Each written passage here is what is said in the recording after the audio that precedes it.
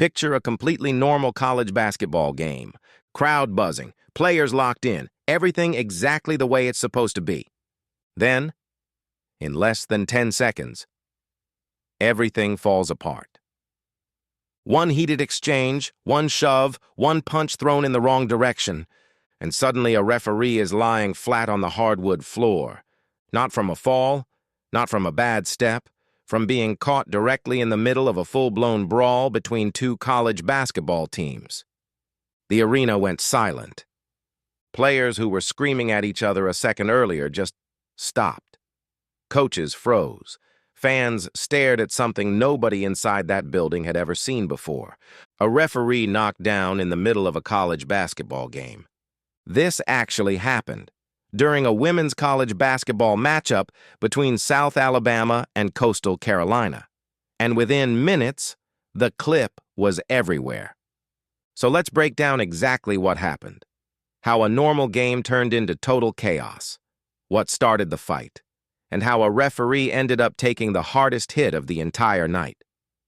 When South Alabama and Coastal Carolina tipped off, nothing looked unusual. Both teams came in ready to compete.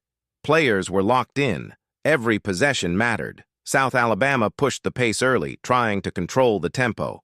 Coastal Carolina refused to back down, matching every run, staying within striking distance every time the Jaguars tried to pull away. The physicality was real from the opening minutes. Hard screens, aggressive box-outs, every rebound turning into a battle. Referees were blowing whistles as both teams tested the limits of how physical they could play. Trash talk was happening. That's normal in competitive basketball. Players bark at each other, stare each other down for a second, and move on. Officials step in. Everyone resets. But sometimes those small moments build invisible tension without anyone realizing it, each exchange adding just a little more pressure to an already heated environment. That's exactly what was happening here. And with just over 5 minutes left in the fourth quarter, that pressure finally found its breaking point. South Alabama had slowly gained control of the scoreboard. But Coastal Carolina was still fighting, competing for every possession like the game could turn at any moment.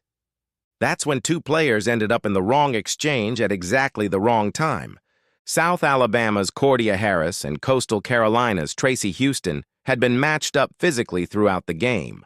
Lots of contact, lots of pushing for position, nothing that had crossed the line until now. When one possession ended and players moved back up the court, something was said between them. Nobody in the arena heard the exact words, but the reaction was immediate. Both players turned back toward each other. The tension was obvious. For a moment, it looked like another quick exchange that officials would handle in seconds. It wasn't. Instead of walking away, both players stayed facing each other. Voices got louder. Teammates began drifting toward the scene. A circle started forming. A few players at first, then more. Then bench players beginning to step forward. And then the first shove happened. It wasn't a massive hit, but it was enough. Because in that moment, the switch flipped. The other player shoved back. Teammates rushed in. Bodies crowded together. And within seconds, the structured environment of a college basketball game completely collapsed.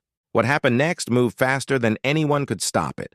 Players from both teams surged toward the confrontation. Some defending teammates, some trying to pull people back. But when that many bodies move toward the same spot simultaneously, logic disappears and adrenaline takes over completely. The circle tightened. Shouting filled the arena. Bench players who saw what was happening stepped off their benches and moved onto the floor. Coaches screamed from the sidelines. Assistant coaches waved their arms desperately. But the noise and chaos drowned everything out. The referees did exactly what they're trained to do.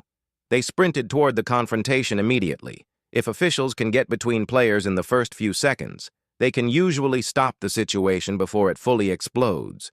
One referee wedged between two players. Another moved into the middle of the crowd with both arms raised, shouting for everyone to back away. For just a brief moment, it almost looked like it might work. Some players were stepping backward. A few had turned toward their benches. The circle was loosening slightly. Then someone threw a punch, and everything became uncontrollable. More players surged forward the moment that punch landed. The circle tightened again. Bodies packed so closely together that referees could barely move inside it. One official stepped forward a second time, trying to separate two players still locked in the confrontation that started everything. It was exactly the wrong moment to step in, because as the referee moved between them, another swing came flying through the crowd. No time to react, no time to move. The punch connected directly. The referee's body snapped backward, balance completely gone. And then the official collapsed flat onto the hardwood floor. The entire arena went silent. Not quieter.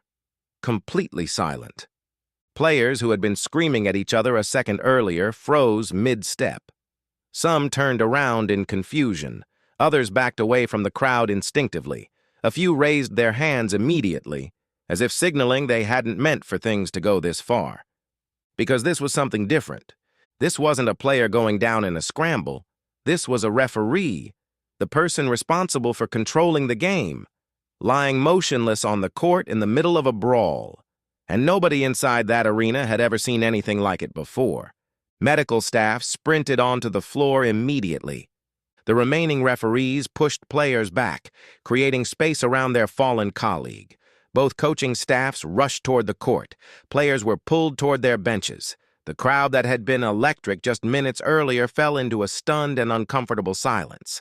Fans leaned forward in their seats. Players stood near the sidelines watching. Nobody knew how serious the situation was. Then, the referee began to move. Medical staff helped the officials slowly sit up, and as it became clear the referee was conscious and responding, a wave of relief moved visibly through the entire arena. Fans began clapping. Players finally exhaled.